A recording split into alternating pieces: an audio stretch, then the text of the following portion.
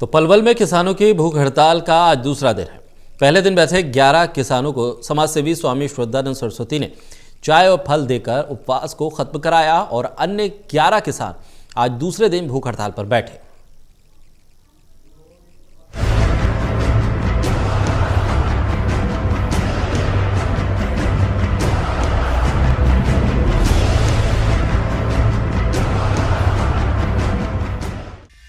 पलवल के national highway 19 पर गांव अठोहा चौक स्थित कृषि बिलों को रद्द करवाने एमएसपी पर कानून बनवाने के लिए धरने पर बैठे किसानों के मनोबल को दिन प्रतिदिन बढ़ता जा रहा है और ठंड और सर्द हवाओं से इसमें कोई कमी नहीं आ रही।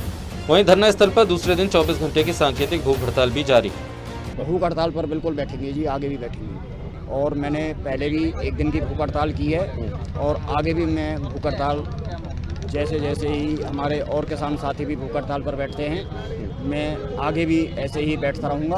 खट्टर सरकार से मैं बहुत ज़्यादा परेशान हूँ। परेशान तो मैं मोदी सरकार से भी हूँ, सारे ही किसान भाई परेशान हैं, लेकिन खट्टर सरकार से मैं और भी ज़्यादा बेहद ज़्यादा दुखी हूँ। मोदी अपने मन की बात कहता है, किसानों के मन की बात कभी सुनता नहीं है। जब तक ये तीनों अंधे कानून, काले कानून, जब तक ये सरकार वापस नहीं लेगी, ये किसान यहाँ से टसते मस नहीं होंगे। ये आंदोलन और ज़्यादा बढ़ेगा, आगे जारी रहेगा।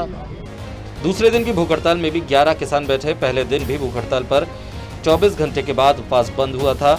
समाजसेवी श्रद्धानंद सरस्वती, पलवल के गांव औरंगाबाद निवासी किसान सुरेश कुमार और एमपी से अखिल भारतीय किसान सभा के प्रदेश अध्यक्ष राम नारायण कोरिया ने कहा कि आने वाले दिनों में आंदोलन को और तेज गति दी जाएगी और मजबूत किया जाएगा।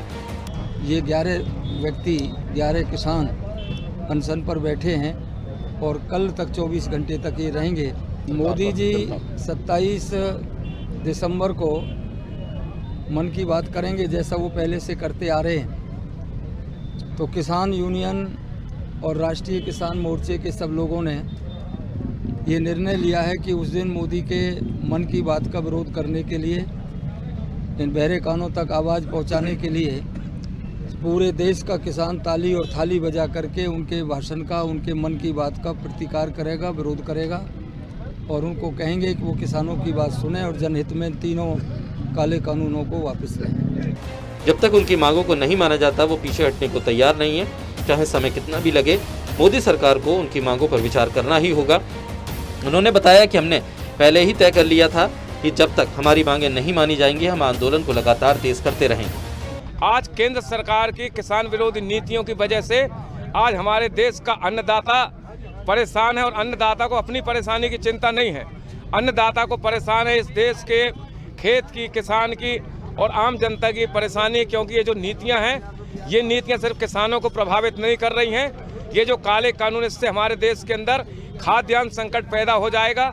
हमारे देश का किसान अडानी अंबानी जैसे जो बहुराष्ट्रीय कंपनियां हैं, उनकी ज़मीनें उनके पास गिरवी हो जाएंगी और खाद्यान्न संकट अगर पैदा हो गया तो हमारा देश रोटी के लिए विदेशों पर आश्रित हो जाएगा।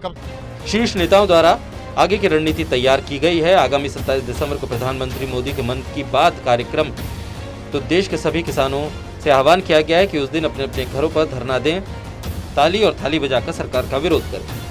उन्होंने बताया कि भूख हड़ताल का आशय है कि इस देश का अन्नदाता जो पहले पेट पालने के लिए अनाज पैदा करता था, आज केंद्र सरकार की किसान विरोधी नीतियों की वजह से परेशान है।